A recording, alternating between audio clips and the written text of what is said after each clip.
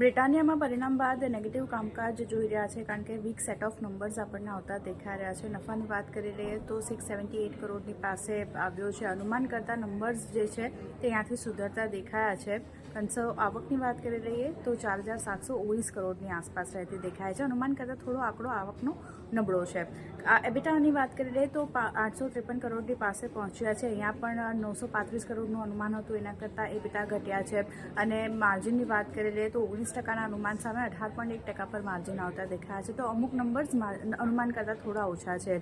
બીજી બાજુ વાત કરી લઈએ કમ્પેરિઝનમાં તો નંબર્સ આપણને સારા આવતા દેખાયા છે, કારણ કે માર્જિન જે છે તે થોડા ઘણા ફ્લેટ રહેતા દેખાયા છે. પણ બાકીના ફ્રન્ટ પર એક કમ્પેરિઝન નંબર્સ સારા છે, પણ અનુમાન કરતાં ઓછા છે. હવે ઘટાડો કેમ આવતો દેખાયો છે તો કંપનીએ Q4 પરિણામમાં પ્રાઇસ હાઇકની વાત, ભાવ વધારાની વાત અહીંયાથી કરી છે. મેનેજમેન્ટ તરફથી કહેવામાં આવ્યું છે.